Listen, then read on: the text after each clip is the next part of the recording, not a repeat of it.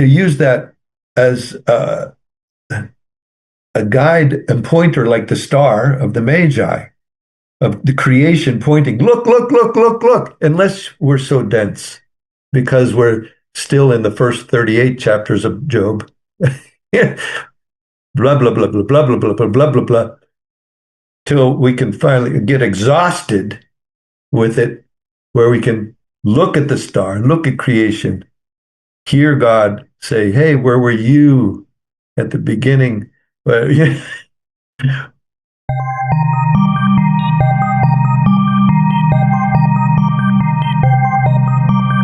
Welcome to the Christian Saints Podcast, a joint production of Paradosis Pavilion and Generative Sounds. On this program, we look to the lives of the saints, as well as the structure of the liturgical calendar, to be our guides on the journey of the way of the life of faithfulness to the Evangelion of Jesus, the Christ, a journey toward virtue and salvation.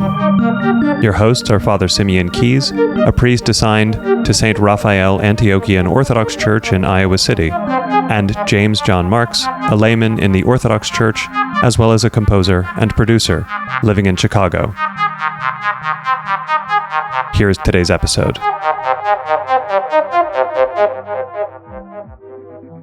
I've been seeing the usual annual posts now of people arguing like Christmas is not Jesus's birthday. And the argument devolves into whether he was born on December 25th or the, calendar equivalent thereof 20 centuries ago. And I have to restrain myself from weighing in to be like, it's not merely his birthday. The point of the feast is not merely that he was born. There's so much more we're celebrating. There's that, as you said, that he's taking on our flesh to redeem our flesh. He's taking on the life we live to redeem the life we live.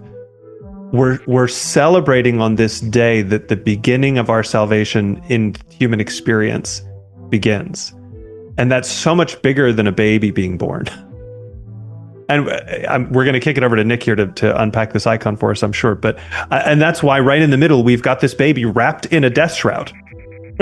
We're connecting this story, the beginning of the story, to the end of the story right away. And the hymns, I think, for the two parallel each other quite a bit. And we could get into that too. But there are deep connections between Nativity and Pascha as well. But anyway, I'm talking too much.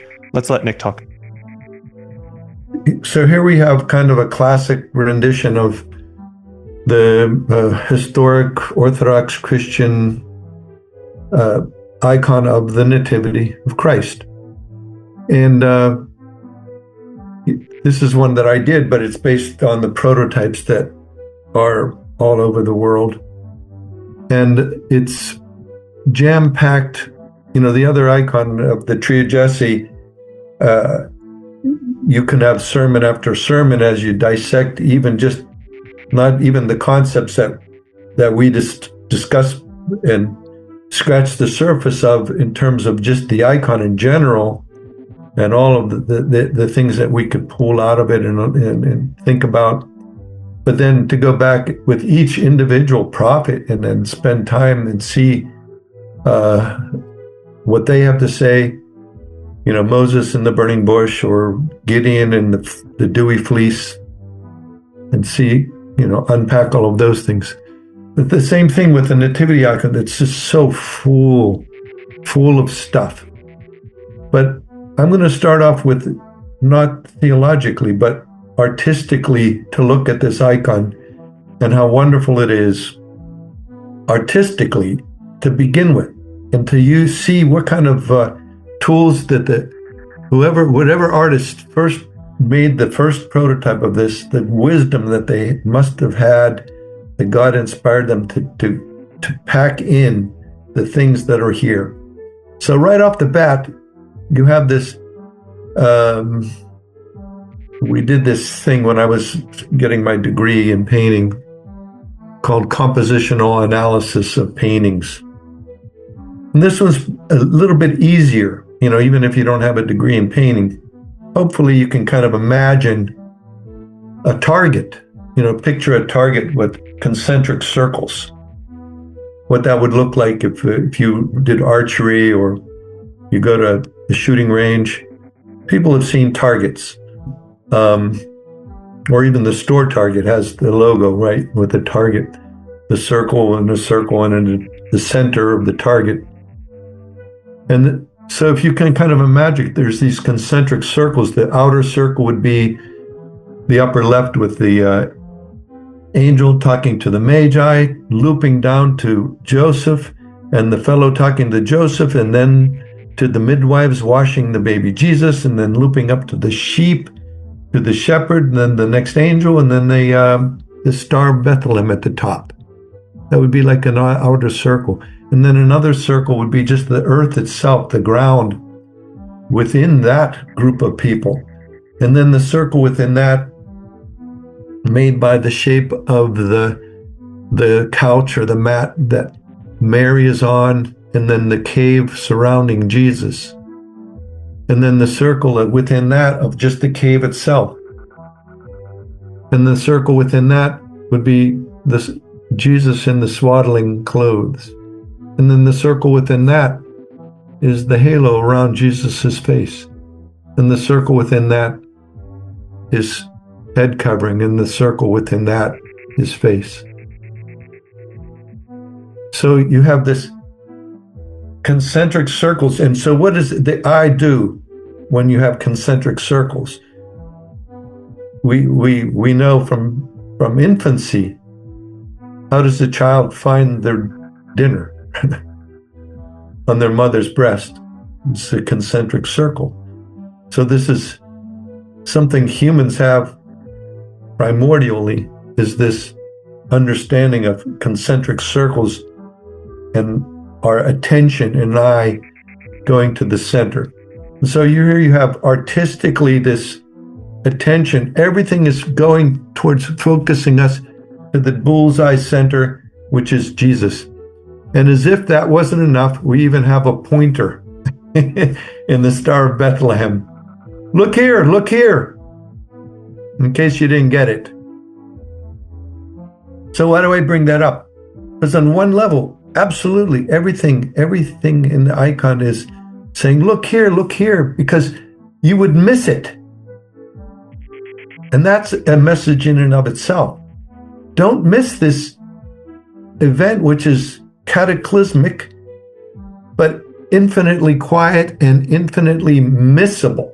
You could absolutely miss this because it's silently, quietly occurring, hidden in this cave. No one hardly knowing. Some shepherds and even the Magi, they came by much later, right? So this very, very humble beginning. So everything, all of these people, part of the story, which could expand really beyond this circle, to include the prophets in a way, in the tree of Jesse.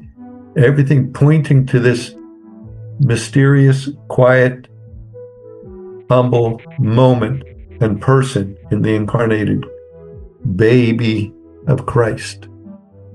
Look here, look here, look here. And so we're looking here and noticing it, noticing.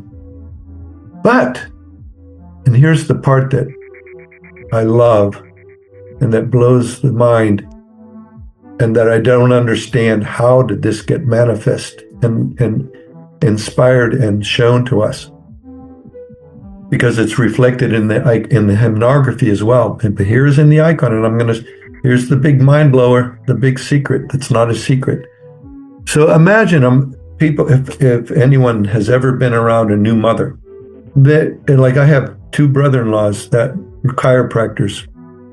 They would see a new mother to take care of the crick in their neck.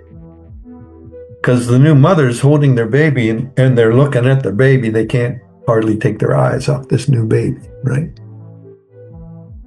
And here we have, as Christian believers, especially Orthodox believers, the perfect mother, the Theotokos, there on the couch there.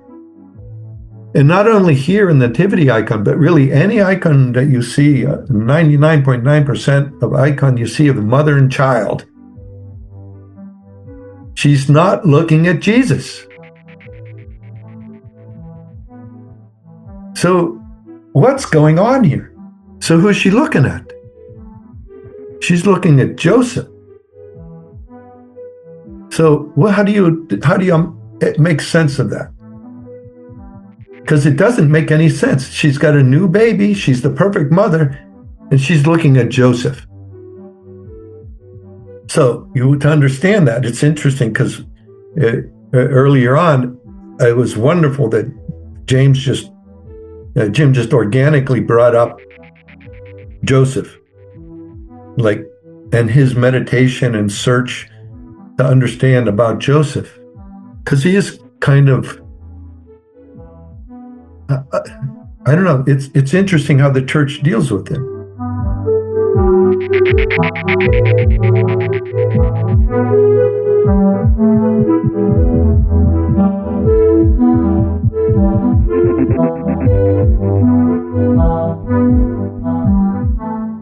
Because when we look at what the church has to say about him in her poetry, in the hymnography of the church, there's a CD. If I'm going to pitch anything, I would pitch this CD. It's the Byzantine choir from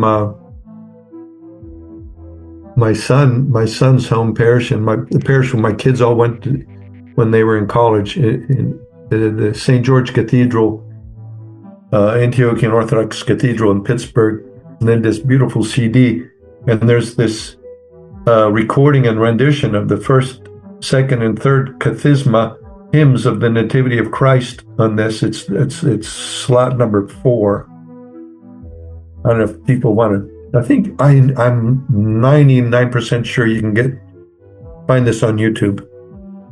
But that hymn is exactly what I'm talking about, with all of this mystery of why is Mary looking at Joseph? What is going on there? And the hymnography articulates what you see on the face of Joseph here. He's the thinker. His face and his hand with this conundrum, this mystery. What is going on here? And then you have this mysterious person talking to him, who some people will say this is the devil himself, tempting him with these thoughts. And whether it's the devil himself or someone's speaking the words of the devil to him doesn't quite matter. But the point is that Joseph is dealing as a human being with this craziness. A virgin giving birth. And in the hymnography, it's you hear him saying, I receive you from the temple as a virgin. What is this now that I see? That's like the refrain. And that's the conundrum. But why? But we know, see, Joseph has a halo. He's a saint. So this is just a moment in time, whether, of a thought in passing, perhaps, that we just grab as the church to grab onto, not for Joseph's sake so much as ours. Because we're Joseph. All of us, when we think virgin birth, God becoming incarnate, like, I don't get it. I don't get it. I don't get it. I don't understand. And we're Joseph. So who's Mary looking at? If we're Joseph, she's looking at you and me. And every icon, almost every icon that you see of the Mother of God, Orthodox icon, she's holding Jesus and looking at you and me, or looking at Joseph, right? And Joseph being you and me, as we articulate the things articulated in the hymnography. Mary, what is this that I now see? What's going on here? What's going on? And how much do we ever grasp it? And we look at the hymnography and we think about it, we meditate it, we get in our head, as we say. You get in your head about this, and it never gets resolved. when you're in your head. It's a faith matter. It's a faith matter. It's only a faith matter. And so you get yourself, again, the target, you get yourself closer.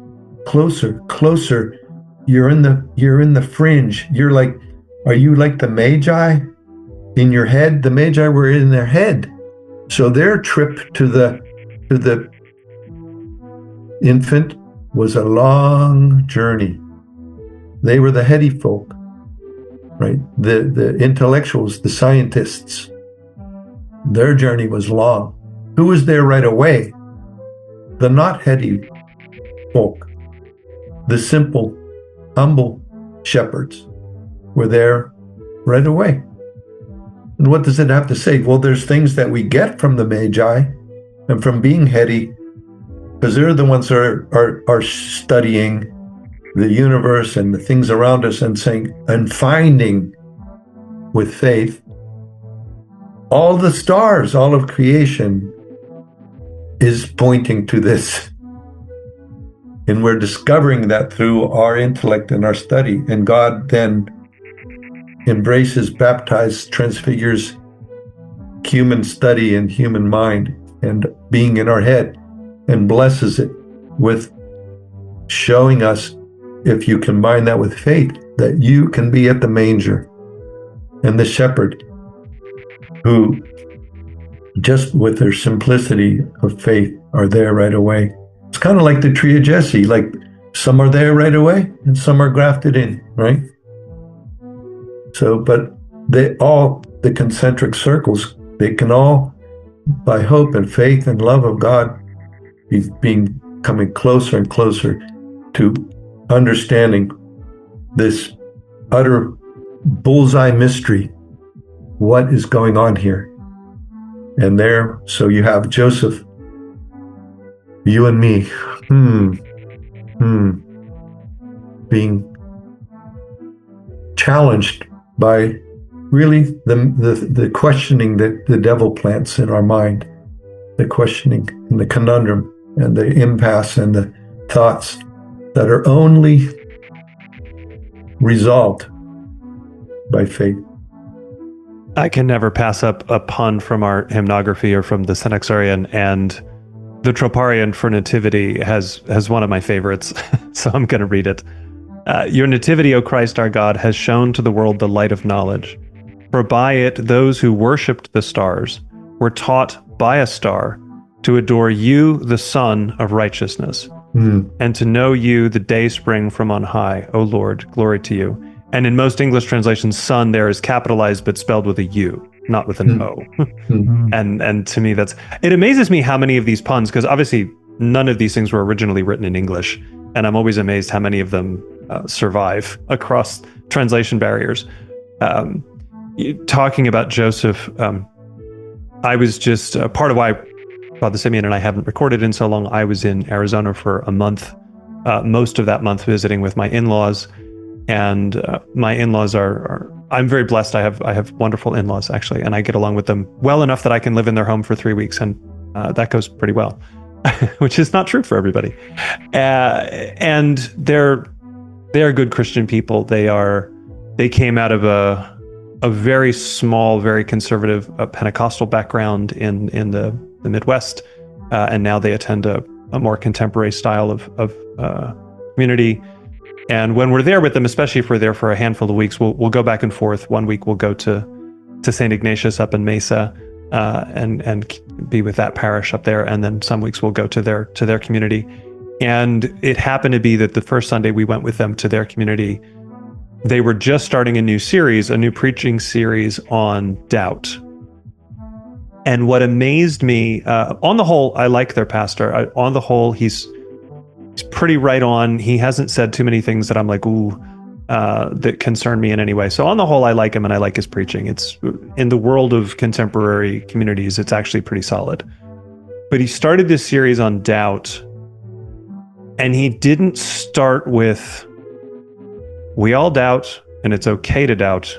You just can't stay there and it can't lead to despair. He started more with overcoming doubt with confidence and in the faith.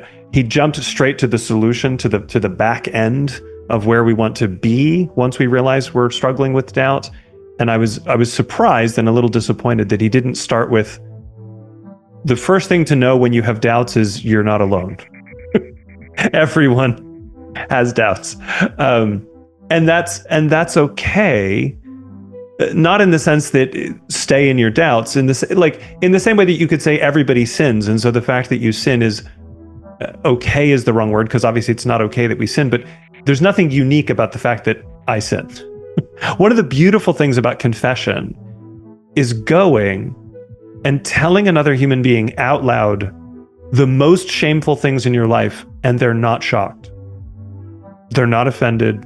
They're not disappointed, because they've heard it all before from somebody, probably from me the last time as well. But that goes a long way toward humility, because I think sometimes where we struggle a lot with repentance is this kind of inverse pride that, like, my sins are so unique, God can't forgive me. And so I love confession from that point of view. It's a good reminder to me that my sins are pretty mundane. And that's in some ways what makes them dangerous, is I can delude myself into thinking they're just not that big a deal. Or I can convince myself that they're so unique that they can't be forgiven and I can't change. And so confession is so wonderful in dealing with those two extremes. But anyway, so doubt. This, again, I think is part of why I'm fascinated with the story of Joseph is, again, and we live in such a skeptical culture that Joseph really does speak to that.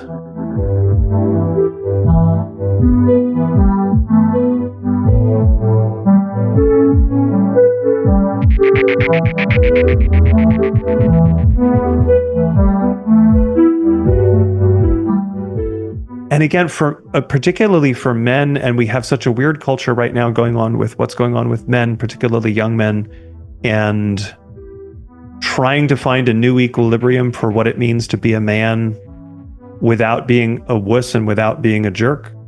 And we're struggling with that. And I feel like Joseph does such a great job of giving us, again, that place of actually just being a virtuous person by mostly being quiet. And so that we can start with his, and as we see in this image, we can start with his moment of doubt. And in the same way that I'm always fascinated in the story of the Nativity of John the Forerunner, his father, Zechariah, is told, you're going to have a son, and he doubts that this is true, and he's rendered mute for a time because of it. And then we get to the Annunciation, and the angel tells Mary, you're going to have a child, and she expresses surprise. And I don't know if it's an issue just because of the way English works. I struggle to hear the difference between her reaction and Zechariah's reaction. But for some reason, his is a problem and hers isn't. And Father, I'm sure you could explain very easily why one is a problem and the other isn't. But then the third person to express surprise is Joseph. And again, that he is granted a vision to reassure him, I think is mostly there to tell us there was a way that he was confused and concerned that is not a problem. That's the right way to look at what's going on and have concerns, because his concern is honored and dealt with in a very direct way to reassure him, because that moment of concern could affect, he's already being virtuous, and his part in the story has already been one of virtue. That's why he's in the situation he's in. And lest that be put at risk, his doubts are immediately reassured. But that's different from Zechariah's situation, and it's different from the situation with the Theotokos. And so doubt is, again, we live in such a skeptical culture that I think doubt is a thing we do really need to talk about more as Orthodox Christians. We're so fond of saying, like, we are the church and we are the way, and we have a lot of very emphatic things that we like to say, and they're all true. But that doesn't mean any given one of us have all the answers or know everything or have it all figured out or are comfortable with it. And again, that's sort of okay. That's why it's a journey. I think this is why, life in the church, and I think, correct me if I'm wrong, Father, I think it was one of the most recent podcasts with you and Jim, talked about, and the healing and or maybe it was you, Jim, the effect of just being in, it was you, Jim, talking about kids growing up in the church, the effect of doing that, like how it permeates and changes just to be there hearing the hymns. And that's why, when I'm bringing up the hymns of this Byzantine choir, that really, you go into an Orthodox church and they're doing a rather full nativity cycle, that they're going to be singing this or reciting the Kathisma of the Nativity, and they're going to be talking. They're not shying away from this. They're digging deep and dissecting to the most beautiful degree doubt, and using Joseph as the foil, it's something I wanted to bring up, which is like, it's a tearjerker, so beautiful kind of a thing. There's a Roman Catholic modern mystic. Her name is Anne Catherine Emmerich. Probably not much known in the Orthodox world. And I'm not trying to canonize her or elevate her visions into the level of dogma or anything, but just to bring up it's at the very least a fascinating thing, which is that she would somehow allegedly be transported outside of time, and she'd be and be at these significant moments in church history there mystically, and come back and give reports, even to the point of describing plants that there's no way she could have known about, etc. And she talked about seeing Joseph when he was a boy with his siblings being the butt of jokes or being teased, but receiving it, not fighting back. And I thought that is fascinating, the way it dovetails with what we continue to do. He just keeps taking it, because we make him the scapegoat or the butt of the jokes hymnographically, profoundly, beautifully, in the right way, if understood correctly, that there's the other part of the story, that he is intercessor saint for us, but that we use, it's almost like he allows us, I'm seeing it as him allowing us to tease him a little bit, be the butt of the joke, because he's so humble, And that's reading into it, maybe more than I should, but I don't think it's too much of a stretch when you read the hymnography and know of his humility, that he took it from the crowd, that he kept her, even though there were these doubts about her virginity, and so that's good stuff. And I never thought about connecting it to the contemporary struggle of young men struggling with their manhood and defining that, because I don't know, is there a tendency to be more outcast or nerdy, or the Joseph-like among those that are finding orthodoxy among the young men? I wouldn't be surprised. I don't know, but I wouldn't be surprised. And so to have this kind of champion and model in Joseph is a beautiful thing. It would be. When we think about doubt, one of the problems in English is that we talk about doubt both in the sense of, I just can't believe this can happen. There's a lack of faith, and doubt in the sense of, I don't know how this could have happened.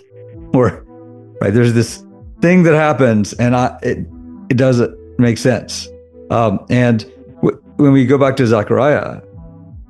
Zechariah's problem is that when the archangel comes to him and tells him what's going to happen, his question is because he doesn't believe. He's faithful, but and it reminds me of Sarah laughing. I love the exchange where, God's like, "Why did you laugh?" And Sarah says, "I didn't laugh." And God says, "You did laugh." This. But here we have, what does Archangel Gabriel say? I am Gabriel. I stand in the presence of God. And I have come to tell you this thing, and we have to remember that, Zechariah is a very holy man who knows that God can do anything, has trouble receiving this word. And this not being able to speak is, like everything else, is therapeutic. Right? He has time. He is given silence to ponder these things, to think about this. Right? So when the time comes and they're like, what's his name going to be? He says his name is John. Right? This is going to be his name, the name of this child, and his tongue is loosed. And it's the exercise of faithfulness. The Virgin Mary has a very similar question. Certainly. How can this be, right? That I'm a virgin, I'm going to give birth to a child. And yet there's something in her youth, right? She's not a priest standing in the temple, but she is a young woman who has spent her life in prayer, preparing herself. And there is this innocence in whatever you say. And we have Joseph, who this marvelous thing has happened. And an angel has appeared to him and told him what's going to happen. But we have Mary, and, she experiences all of these things. And it's beautiful what happens. This icon, you have Joseph over there. He's wondering what's going on. How can this be? And you have the Magi on the way and the shepherds from the fields on the way being sent by the angels. And what happens when Mary hears about the angels that have appeared to the shepherds? She ponders all these things in her heart. This is kind of this building up of faith. And in our world, people have doubt about these things, and it's in shades, right?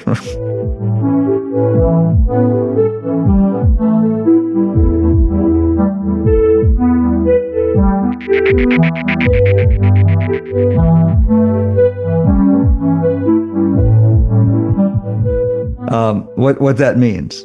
Ultimately, often we know some people don't believe God can do this. They just don't.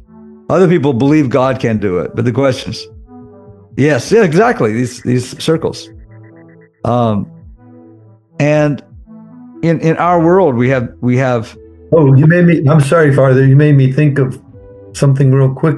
The Orthodox understanding and definition of sin. And where is the mark? Missing the mark, right? It's not like death sentence. It's just, okay, we need to work on your target practice. Well, who's the target? Right. We know what the set. Okay, you're missing. Okay, now, this shot. Let's try to get a little closer. Let's get we're gonna. So that, yeah, I never thought to connect the missing, the target and missing the mark to the nativity icon, but there you go. I wanted to bring that up because it occurred to me, as many times as we have talked, that occurred to me earlier in the conversation. Sin is missing the mark, and Christ really being the mark. With regard to sin being missing the mark, as far as archery, target practice. Christ is the target, and it should be the target, our target, right? That we have our focus on. So, what I was going to say, which relates to this, is we have a tremendous amount of doubt with regard to what happened at the Nativity, or what Christians say the Nativity is. There's an incredible lack of knowledge, I think, of what Christmas is generally. If you ask someone what's the meaning of Christmas, they might bring up, being with family, being giving, this sort of thing. Some people might say the birth of Jesus. Why is the birth of Jesus important? Well, because he started another religion, because he's a, Palestinian Jew who wanders around offering, wise sayings. But it's deeper than that. It's deeper than that. And when people have doubt, it's intellectual doubt, but they're dealing with the meaning of the Nativity as some kind of like this story, symbolic story, or these rational ideas that are objective to themselves, that are separate from themselves. They're just these ideas to think about, to rationalize. But Orthodoxy is not about rationalizing ideas. It's not a philosophy. It is an experience. How do we come to faith to know Christ? By experiencing the living Christ. Where is Christ in this icon? Where's the target? It's in Bethlehem. It's in this cave. Where is the cave of Bethlehem? Where is the house of bread and the inner cave? It is an Orthodox church. And this takes us back. If people want to have an awesome Christmas, if they want to understand Christmas, if they want it to change their lives and the lives of their children, if they want to begin living Christmas in a way they haven't before and celebrating it in the way they haven't before, in a way that extends far beyond the Christian season, if they really want to do that, go to an Orthodox church.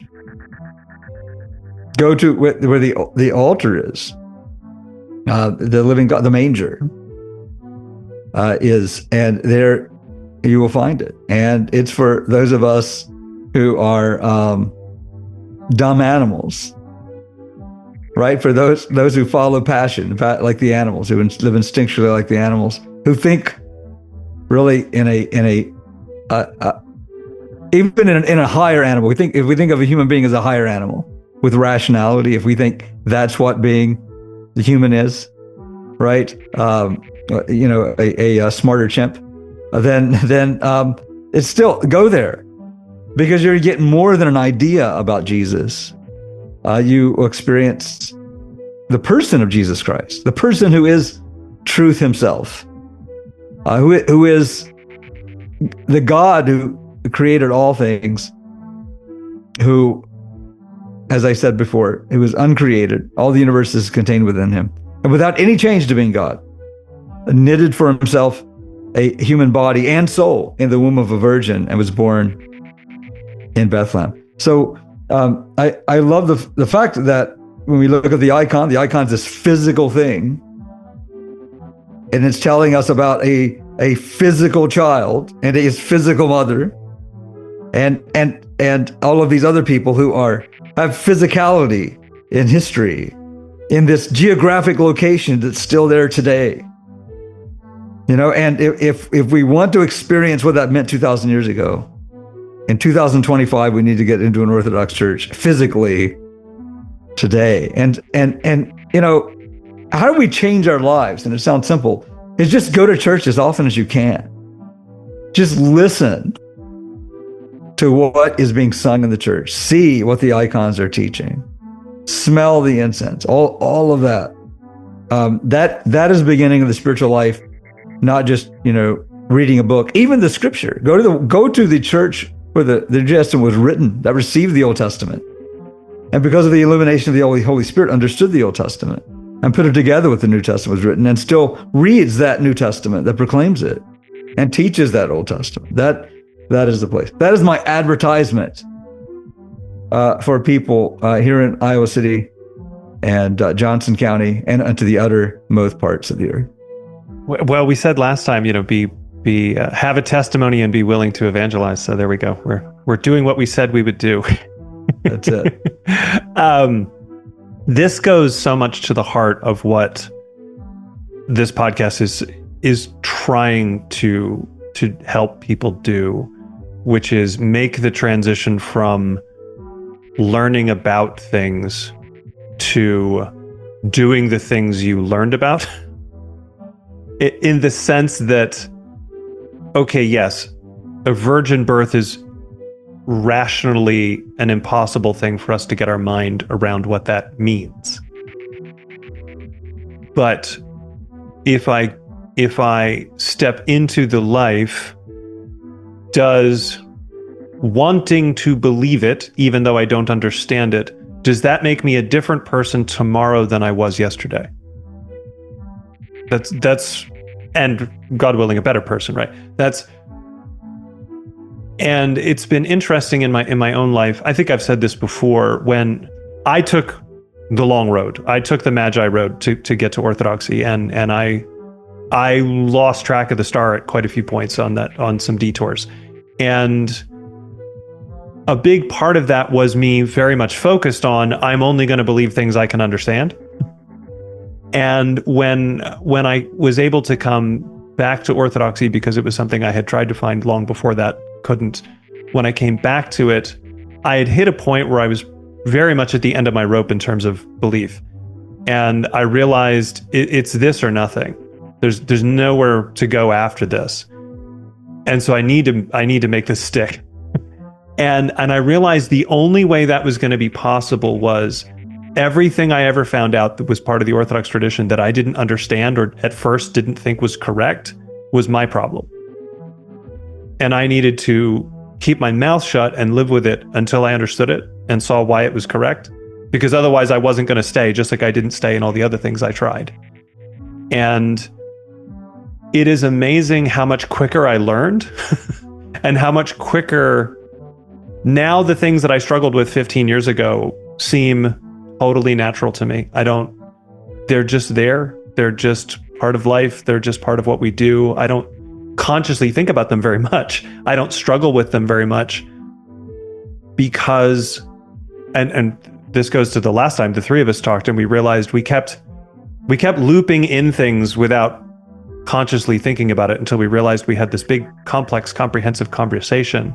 Because going to the services, all those connections have already been made for us by people who are much wiser and closer to God than we are. And so all we have to do is go and let it happen to us, so to speak. Liturgy is a thing that happens to you. It's why we stand there sort of stock still, I think, sometimes, and are better off not trying to overly participate. Just let it happen. And enough years of letting it happen to you, and you turn around one day and realize this has become part of who I am as a person. Because it happens in little increments, you don't wake up one day and go, oh, I'm a little more Christian than I was yesterday. That part doesn't happen. But 15 years go by and you look at yourself and I am not the same person I was 15 years ago. Thank God. I still have a long way to go, but I'm not who I was 15 years ago. And that happens in Orthodoxy. That happens naturally. It doesn't happen by sitting down in a study with a book. Today I'm going to deal with my doubt, and tomorrow I'll deal with my temper, and next week I'll deal with that's not how we do it. And I think that's why it actually works, is because that's not how we do it. Speaking of looping back, I just keep thinking of those phrases in the hymnography from the Kathisma of the Nativity, because it's just such a perfect example of how just this bit of poetry that you're not going to hear anywhere else on the planet Earth except in an Orthodox church. This is just one tiny little example that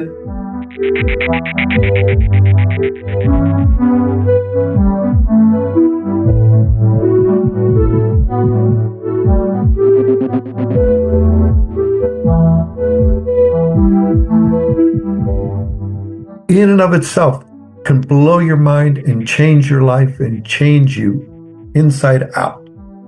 It enters through your brain and through your ears, but gets to your heart, and somehow just by being there, like Father said, just show up, because you're not going to get it anywhere else. Modern times we did it. You can go on YouTube or listen to it, but as far as living and getting the rest of it too, receiving the body and blood of Christ and the sacraments. But yes, the intellectual messages that come in and hit your heart through the hymnography with lines such as that, Mary, what is this that I now see?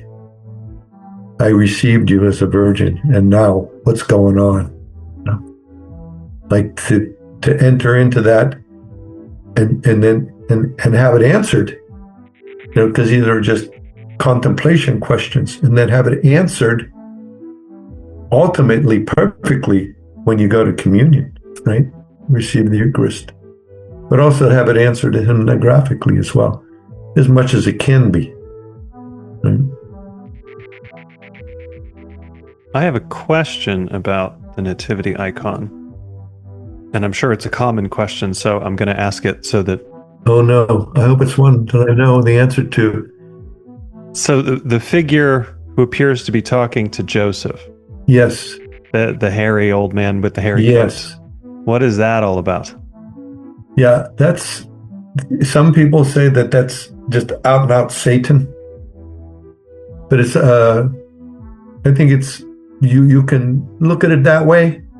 You can look at it as just some fellow who's giving the voice of Satan to, articulating this.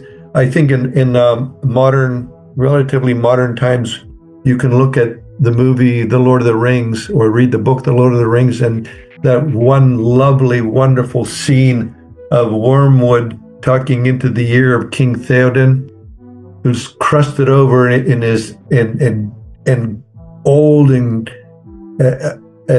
affected by this lies of Wormwood in his ear, right? And who's Wormwood? Wormwood is just the mouthpiece for Saruman, right? And Saruman is under the influence of Sauron. So like, however you want to look at down the chain of command, but like this is, in a sense, this is representing Antichrist, messages. And thank God, the difference is that it's not the same as King Theoden, because, as we've dissected, Joseph's contemplation is just the intellect being the intellect, but not playing with that thought, not toying with it, not struggling for decades like some of us, right? But just being human to deal with the reality of something that's incomprehensible. So whether that figure is metaphorically the voice of Satan or Satan himself doesn't quite matter, but that's how I would articulate it. I hope it matches up to what the fathers would say. But one of the tidbits, you can spend a lot of time and have many sermons and studies over the nativity icon. One of the things that's interesting, going back to, I started off with approaching this artistically, but the artistic idiom of Joseph, I mentioned being like the thinker. There's the famous sculpture, Rodin's sculpture called The Thinker, that people who don't even know about art, a lot of them know about the thinker. And that, as I understand it, is either a reference to this or even older to Job. Job was a thinker contemplating the mysteries of, like, why me? Why me? Why me? And you can see how that could be extrapolated and overlaid into this moment with Joseph. Why me? Or doubting. And it's good to then, again, just like with the tree of Jesse, go back and see this reference in the Old Testament of Job and see where that goes, and overlay it and contemplate in the contemplation of doubt and doubt's destruction, or in the intellect's destruction, which is why Job is one of my favorite books, with chapter 38 in the end to the end, like, because God, after listening to the hubbub of Eliehud or whatever, and Job, his friends chattering on and on and on and on and on, like we do. And then where does it come to finally? It's metaphorical, or granted, but you can kind of see, like, if you're going to anthropomorphize God the Father, but like patiently, like waiting. Okay, you guys done yet? Okay, now listen. Where were you? And you can now, in modern times, we have these Hubble, these shots of the universe, amazing color, beautiful, mind-blowing shots of the universe, or going microscopic of the inside of cells and atoms, like to literally now we can look to use that as a guide and pointer, like the star of the Magi, of the creation pointing, look, look, look, look, look, unless we're so dense, because we're still in the first 38 chapters of Job. Blah, blah, blah, blah, blah, blah, blah, blah, blah, blah, blah, till we can finally get exhausted with it, where we can look at the star, look at creation, hear God say, hey, where were you at the beginning of all this? We talked about finding Jesus in the Old Testament. I think it's pretty reasonable to look at the end of Job and say that's Jesus walking onto the scene and saying, all right, look, let me explain this to you. So yeah, it's particularly because he focuses on the voice of God there is focusing on God's unique role in creation as the author of creation. And all of our iconography for creation is Jesus walking around creating stuff. So to me, I think it's quite reasonable to see the end of Job as Jesus showing up, as he does so often in the Old Testament when you start to read it that way. Oh, no one can see God but live, but he keeps showing up and eating with people, right? So one of the interpretations in the tradition of the Garden of Eden and the appearance of the serpent is that the devil cannot enter into the garden because of his impurity. So the serpent is the instrument through which he tempts Eve. And we can see whether this man symbolizes the devil or an instrument of the devil. It reminds us that we should not be instruments of the devil, right? Who spread kind of doubt and division. This doubt kind of divides people between lies. Lies. Right, the lies, the father of lies, right? Everybody here is hearing a calling to Christ, right? We have the Magi with the star and the shepherds, and I've heard from the angels and the Theotokos with the archangel, and Joseph, who had an angel from the Gospel of St. Matthew, who have been brought and because of this calling oriented toward Christ.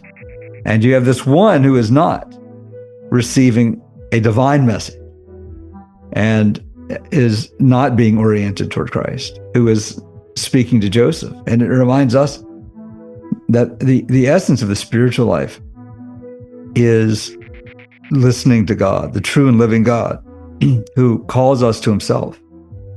And it's like the old line from the Nobel-winning poet Robert Zimmerman, Bob Dylan. He said, you got to serve somebody. Right? He might be the devil or it might be the Lord, but you got to serve somebody. There's always this line. And this reminds us also that Christ is the Prince of Peace. He is the one of whom it is said that he is bringing peace on earth and goodwill toward men. But what does Christ say later? I have not come to bring peace, but a sword. Well, that's what I read in Isaiah 11, the peaceable kingdom that starts with all that smiting and judging, right? And that sword, that sword is really the consequence of those who deny Christ and those who accept Christ. Right? That's the divide. Christ calls all. And it's like people that do not follow Christ, they have already brought themselves under condemnation. We have to understand that, right? I mean, God's anger and God's wrath, which are anthropomorphizing something about God, in human language. God does not have the passion of anger. What does God's wrath burn toward? Our sin, that which separates us from him.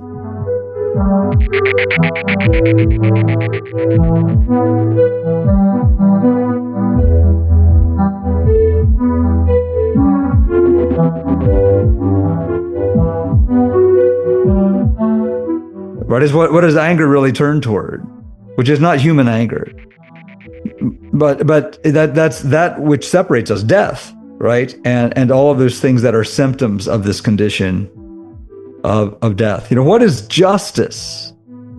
Divine justice is bringing peace to the greatest injustice, which is the separation of God and man because of death. So what is justice? Justice is reconciliation. Justice comes to man by repentance. That is how and that's the preaching of the gospel. The gospel of justice is not because we want people, smitten. We want people to get what they deserve. The gospel is calling all people out of what they deserve into fellowship with him, so they may be transformed and be in the image and likeness of Christ, which happens through the experience of the power and the presence of Christ himself. I was so glad last time we brought that up. It's sort of as we were reaching the end, I think, to some extent, of our long discussion about ideology, that we reached that point where we said out loud, we have to want peace, and we have to want our enemies to be saved.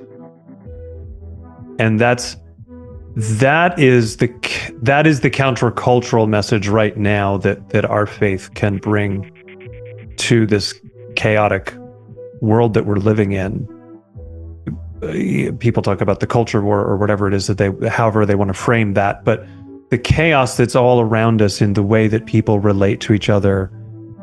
The thing that is antithetical to all of that is that our tradition says, be at peace and genuinely desire that your enemies be saved, not destroyed. And obviously that's very, very difficult, but that's particularly, you look at in Nativity, you look at the hymn that the stars sing to the shepherds is very much that message of this is the beginning of everyone having the opportunity to return to a relationship with God, which is a turning point from the Old Testament to the New Testament, where there's this sort of unique thing going on with Israel, and then with the incarnation that changes. Nick, you brought up the unusual nature of this icon that in the overwhelming majority of the icons of the Theotokos, she is looking at us, and then also she's almost always gesturing to Jesus. So she's looking at us and pointing at him, as if to tell us, look at him. And here she's not looking at us, and she's also not really pointing at him either. And I don't know if it's a coincidence of how you rendered this particular one, but with her looking at Joseph and her right hand there, to me it feels like she's beckoning him up the hill. Come into the cave with her hand there. I don't know. That might be coincidence, but I'm seeing that she's looking at him and trying to get him to come in to the smaller circle. Well, that's a charitable and lovely read. I can't remember what I was thinking at that time. I try to follow, if I don't know what I'm doing particularly, I try to be true to prototypes. And then I find out, a year or 10 or 20 or 40 years later, good thing you did, because there was something potent in there. So I'm not sure if I just was not paying attention and just had a little slight, maybe in the prototype she is pointing. One of the things I love about all the conversations we have with you about iconography is the realization of how much the details matter, that the reason why they're rendered the same generation after generation after generation is that almost every last little small thing that there is there for a reason. And we can, without going to books and being in our head and taking the long way, that simply being in the presence of them, we get formed by those details in a less heady way, which is helpful for those of us who spend too much time in our head. Well, I did have, it's random, but not. If you bring up that icon of the Nativity real quick again, this is something I don't think I've ever thought about before, but something Father said inspired it. But, when we're talking about missing the mark, and I can picture like holes in a target with straw behind it when you're doing archery, which I've done. And I know I missed. So it's interesting, like the Star of Bethlehem almost looks like a target itself.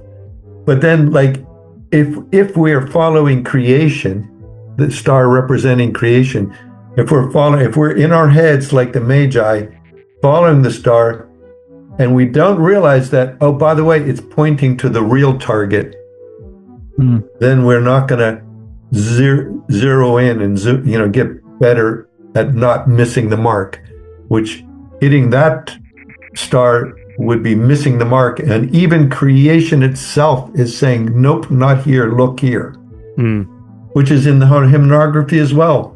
All of creation rejoices in you, right? O Theotokos, we sing. Well, and those who were worshiping the star said, no, stop worshiping us. Yes. Go see the king. Yeah. Yes. We're taught by a star. Isn't that one of our main problems in this world, is that we put our focus on created things?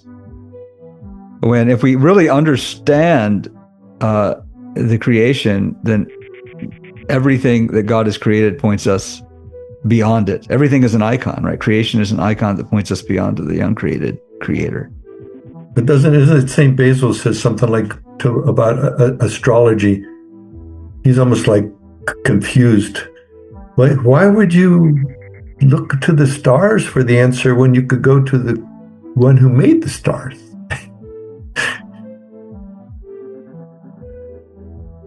Well, I'm so glad we didn't have a script. Yes.